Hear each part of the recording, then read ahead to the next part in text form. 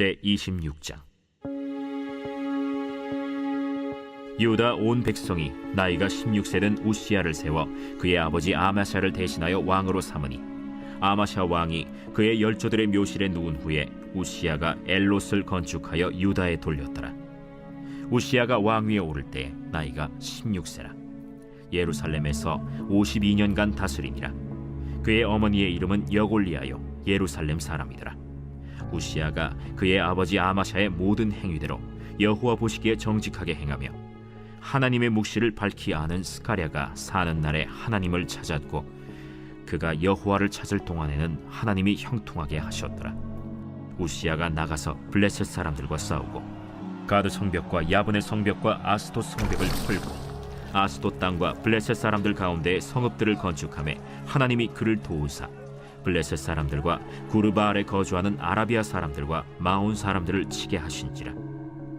암몬 사람들이 우시야에게 조공을 바치매 우시야가 매우 강성하여 이름이 애굽 변방까지 퍼졌더라. 우시야가 예루살렘에서 성 모퉁이 문과 골짜기 문과 성 구비에 망대를 세워 견고하게 하고, 또 광야에 망대를 세우고 무릉덩이를 많이 파고 고원과 평지에 가축을 많이 길렀으며, 또 여러 산과 좋은 밭에 농부와 포도원을 다스리는 자들을 두었으니 농사를 좋아함이었더라.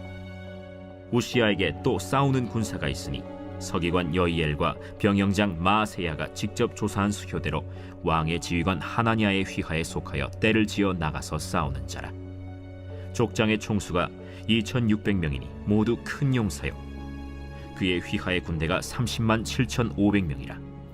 건장하고 싸움에 능하여 왕을 도와 적을 치는 자이며, 우시야가 그의 온 군대를 위하여 방패와 창과 투구와 갑옷과 활과 물매 돌을 준비하고, 또 예루살렘에서 재주 있는 사람들에게 무기를 고안하게 하여 망대와 성곽 위에 두어 화살과 큰 돌을 쏘고 던지게 하였으니, 그의 이름이 멀리 퍼짐은 기이한 도우심을 얻어 강성하여짐이었더라.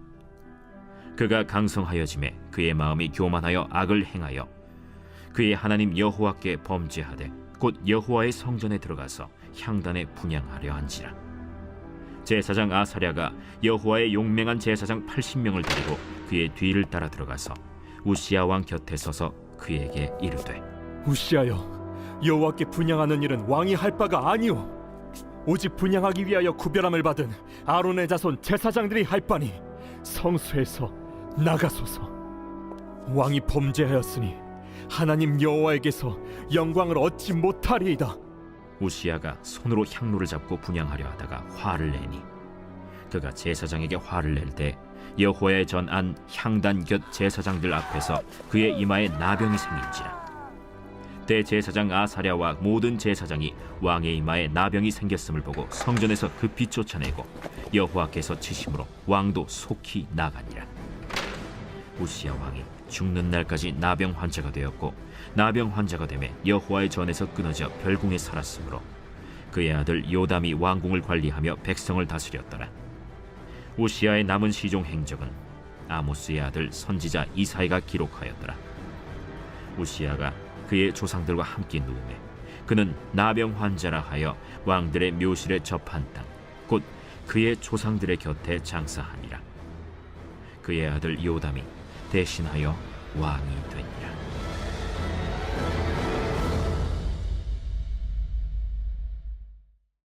오늘의 말씀 역대하 26장의 말씀입니다. 오늘 말씀에 등장하는 우시야를 통해 우리는 두 가지를 깨닫게 됩니다. 우리가 하나님을 믿고 하나님께 영광 돌리는 삶을 살아갈 때 하나님이 주시는 형통의 복을 누릴 수 있게 되지만, 하나님이 주신 은혜를 자기 공의로 착각하여 교만하실 때 하나님이 징계를 받게 된다는 사실입니다. 아버지 아마샤의 뒤를 이어서 왕이 된 우시야는 처음에는 나라도 잘 다스리고 하나님도 잘 믿는 믿음 좋은 왕이었습니다. 우시야는 유대 민족을 괴롭혔던 블레셋과 아라비아와 마온을 정벌하고 암몬에게서 조공을 받은 정도로 나라를 강성하게 했고, 그 소문이 다시 강대국 중의 하나인 애굽에까지 퍼져나갈 정도였습니다. 또 우시야는 전쟁도 잘했지만 나라도 잘 다스렸습니다. 백성들의 마음 놓고 잘 살아갈 수 있도록 나라 곳곳을 정비하고, 백성들의 삶의 질이 나아질 수 있도록 농사짓고 가축을 기르는 일에 직접 참여하기도 하였습니다. 어린 나이에 왕위에 오른 우시아가 이렇게 놀랍도록 성장할 수 있었던 비결이 무엇일까요? 과연 우시아의 개인적인 능력만으로 이루어진 것일까요? 물론 우시아에게 어린 나이에도 불구하고 나라를 다스리는 강력한 리더십과 남다른 능력이 있었던 것은 사실이었을 겁니다. 하지만 4절에서 5절 말씀을 보면 우시아는 여호와 보시기에 정직하게 행하였고 하나님을 찾았고 그가 여호와를 찾는 동안에는 하나님이 형통하게 하셨다라고 기록되어 있습니다. 4절과 5절의 말씀입니다. 우시아가 그의 아버지 아마사의 모든 행동대로 여호와 하나님 보시기에 정직하게 행하며 하나님이 묵시를 밝히 하는 스가랴가 사는 날에 하나님을 찾았고 그가 여호와를 찾는 동안에는 하나님이 형통하게 하셨더라. 즉 우시아의 성공의 원인은 우시아 개인의 능력 때문이 아니라 그의 삶이 하나님을 경외하고 의지했을 때 하나님의 도우심으로 가능했다라는 것입니다. 그에 대해 더 확실한 증거가 15절 후반부에 기록되어 있습니다. 그의 이름이 멀리 퍼짐은 기이한 도우심을 얻어 강성하여 짐이었더라. 불가능을 가능하게 하시는 하나님의 기이한 도우심이 그와 함께하였다라고 말하고 있습니다. 성도 여러분, 하나님이 함께하시면 망할 상황에서도 잘되고 죽을 상황에서도 살아나는 기적이 있음을 우리는 잊지 말고 기억하고 믿음으로 살아가야만 합니다. 하지만 안타깝게도 우시아에게는 이런 엄청난 복을 끝까지 지킬 수 있는 믿음이 없었습니다. 16절의 말씀입니다. 그가 강성하여 짐에 그의 마음이 교만하여 악을 행하여 그의 하나님 여호와께 범죄하되 곧 여호와의 성전에 들어가서 향단에 분향하러 한지라. 막강한 군사력과 내실 있는 국내 정치를 이루게 된 우시아 왕은 이제 강대국으로서의 면모를 가지게 됩니다.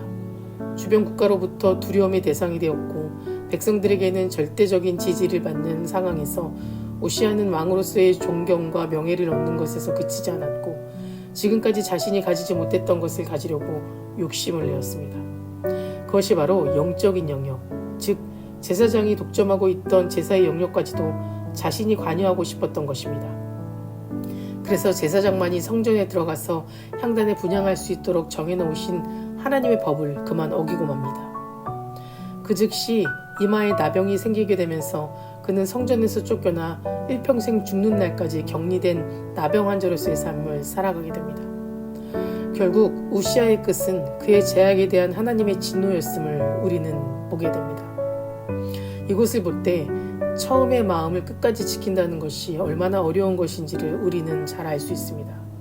자신의 아버지 아마샤가 처음에는 하나님의 뜻을 그대로 믿고 행하다가 말년에 교만하여 심판을 받은 것을 보았음에도 우시아는 신앙을 끝까지 지키지 못했습니다. 이처럼 교만이 얼마나 무서운지 우리는 우시아를 통해 다시 한번 깨닫게 됩니다. 성경은 이렇게 말합니다. 교만은 패망의 선봉이요 거만한 마음은 넘어짐의 앞잡이니라 라고 말입니다. 교만이 무서운 것은 처음 마음을, 처음 신앙을 무너지게 한다는 겁니다. 처음에 내가 믿었던 삶을 무너뜨리고 결국 실패하는 삶의 결과를 낳게 한다는 것입니다. 우시아도 처음 삶은 좋은 평가를 받았던 사람입니다. 그의 삶의 시작은 나쁘지 않았습니다. 여호와 보시기에 정직하게 행하였고 주변 국가로부터 또 백성으로부터 좋은 평가를 받았습니다. 그러나 사후 그에 대한 그의 평가는 냉정했습니다. 왕이었으나 왕실 묘지에 묻히는 것조차 거부당한 실패한 인생으로 평가되는 것입니다. 오늘 본문 말씀을 통해 우리가 얻을 수 있는 교훈이 무엇입니까? 우리 인생의 최종 평가는 오늘 우리가 사는 현 시점이 아니라 이 땅에서 육신의 삶이 마치고 난 이후 내려진다는 겁니다. 오늘 본문 마지막 절에서 우시아에게 대한 평가는 그는 나병 환자였다라는 기록밖에 없습니다. 화려하던 그의 업적들은 이 말 속에서 아무런 빛을 내지 못하고 있는 것입니다. 사랑하는 성도 여러분, 우리 인생의 평가는 마지막에 하는 것입니다. 오늘 말씀을 통해서 끝까지 하나님만을 의지하며 살아가는 저 여러분 되시기를 간절히 소망합니다. 다 같이 기도하시겠습니다. 오늘은 목요일입니다. 목요일의 공동기도 제목은 다음 세대와 가정을 위해서 기도해 주시기 바랍니다.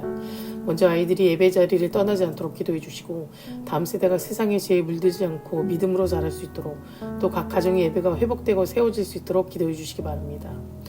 사랑과 은혜가 충만하신 하나님 아버지, 이 새벽 시간 불러주심에 감사를 드립니다. 우리의 삶 속에 함께 동행하시는 하나님 믿고 의지하며 살아가길 원합니다. 하나님보다 앞서는 것이 없게 하시고 하나님이 주신 은혜를 잊지 않으며 늘 겸손함으로 하나님을 경외하고 감사로 살아가는 귀한 인생 되게 하여 주시옵소서. 특별히 다음 세대 아이들과 그 가정을 위해 기도합니다. 다음 세대 아이들에게 주님 축복을 더하여 주시옵소서. 진리되는 하나님 안에 소망을 품고 살아가게 인도하여 주시며 세상의 죄에 물들지 않고 흔들리지 않도록 붙잡아 주셔서 옳은 길 선한 길을 걸어갈 수 있도록 도와주시옵소서.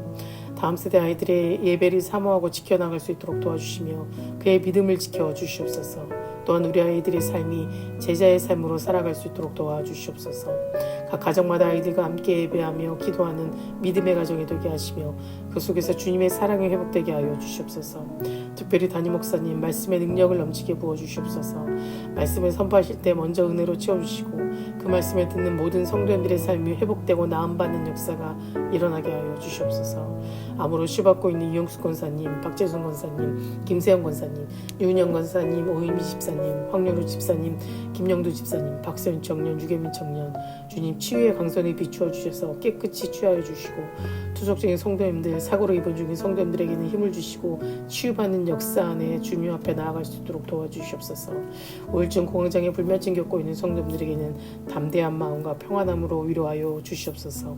새벽마다 1000번째 드리며 간구하는 기도 제목에 응답하여 주시길 간절히 소망하며 모든 말씀 예수 그리스도 이름으로 기도드립니다. 아멘.